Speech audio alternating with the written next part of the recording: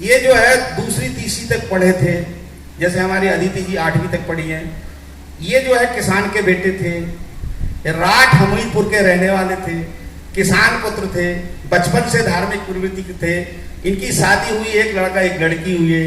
इनको धार्मिक प्रवृत्ति के होने के कारण से इन्होंने संन्यास ग्रहण कर लिया और हरिद्वार हर की पौड़ी में जाके गंगा जी में स्नान किए और एक शपथ लिए कि आज से मैं पैसे को हाथ नहीं लगाऊंगा, आज से मैं द्रव्य को हाथ नहीं लगाऊंगा और जो है मतलब संत का मतलब सामान्य जीवन जीऊंगा, स्त्री को हाथ नहीं लगाऊंगा, पैसे को हाथ नहीं लगाऊंगा। और इन्होंने किसी को गुरु नहीं बनाया, ये स्वयं अपना नाम इन्होंने वहां गंगा जी के जो जल था ना हर की पौड़ी में लेके खुद अपना नाम, इनका नाम था शिव प्रसाद, तो इनने अपना नाम रखा ब्रह्मानंद। अपना नामकरण स्वयं से करवाया। और आप अपने बच्चों का नामकरण किससे कराते हो? पंडित। किससे कराते हो? है ना? उन्होंने नहीं किया। आप अपने बच्चों का नामकरण तो आपको करना चाहिए। तो ये थे स्वामी ब्रह्मानंद। और उसके बाद एक पूरे देश में भ्रमण किए, छत्तीसगढ़ में भी आए हैं, ये अखिल भारतीय लोधी महासभा के अध्यक्ष रहे, कवर्धा भी आए हैं, इनके इतिहास है। वो गणेश प्रधान नहीं है अपने नवागढ़ रामपुरा वाले, उनके यहाँ भी रुके हैं, यहाँ गन्नालाल चंदेल राजनांदगांव भी रुके, सब जगह इधर आए हैं। ये 67 में जो है लोधी समाज के राष्ट्रीय अध्यक्ष थे। पैदल चलते थे ये लोग, ये और डोंगर सिंह जी।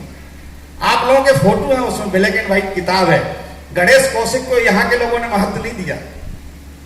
यहाँ के जो लोधी समाज के लोग हैं, पीएचडी विद्वान व्यक्ति था, संस्कृत का पढ़ा हुआ लोग था, परंतु यहाँ उसको कोई लिफ्ट नहीं देता था, यहाँ कोई सम्मान नहीं देता। लाए थे गणेश कौशिक भी लाए थे। तो मैं आपको बता रहा हूं कि सबसे कम पढ़ा लिखा व्यक्ति, और इसलिए इनका नाम है प्रवर संत, इनके जैसा कोई संत नहीं हुआ। फिर ये संत बने, पूरे देश में घूमे थे, बोले देश तो जो है अंग्रेजों की गुलामी में जकड़ा हुआ है, तो स्वतंत्रता संग्राम में कूद गए, जवाहरलाल नेहरू के साथ गए। और उस समय गणेश के विद्यार्थी जितने भी नाम आपने सुने होंगे सबके साथ, महात्मा गांधी के साथ भी सारी यात्राएं की, ऐसा कोई जेल नहीं बचा। समय नहीं है, इतिहास में लिखा है, तो उसमें पंपलेट में भी लिखा है हर जेल में गए, ऐसा स्वतंत्रता संग्राम में कूदे। दूसरा क्या है, इतना पढ़ा लिखा आदमी था, परंतु ये ब्राह्मणों का विरोधी नहीं था, परंतु ब्राह्मणवाद का विरोधी था। ब्राह्मणवाद क्या है? फूट डालो और राज करो। और पाखंड और कर्मकांड और अंधविश्वास क्या है? उसके विरोधी थे। पाखंड क्या है? अभी चल रहा है ना, बहुत सारी कथा करा लो, ये करा लो, वो करा लो, भागवत कथा करा लो, ये कथा करा लो, वो कथा करा लो। एक गांव में आपके भागवत कथा होती है, 5 लाख नवदा रामायण सब होने के बाद पाखंड नहीं है, अच्छी चीजें हैं, परंतु आप सुन लो, आप कराते हो, कराने के बाद 5 लाख रुपए खर्च करते हो।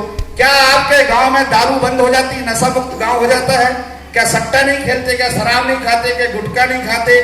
क्या पूरा गांव पढ़ लिख जाता है?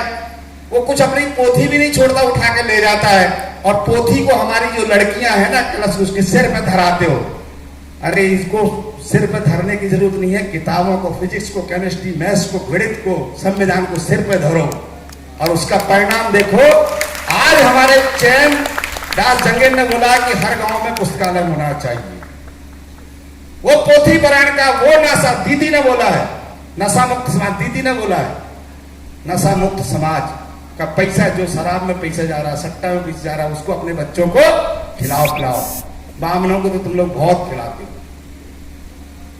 तो ये पाखंड, कर्मकांड और अंधविश्वास के विरोधी थे। और इन्होंने एक भी मंदिर नहीं बनाया, परंतु पूरे देश में 267 पाठशालाएं बनाई। और राठ में फत्तेलाल चंदेल और चंद्रलाल जंगेल गए हैं।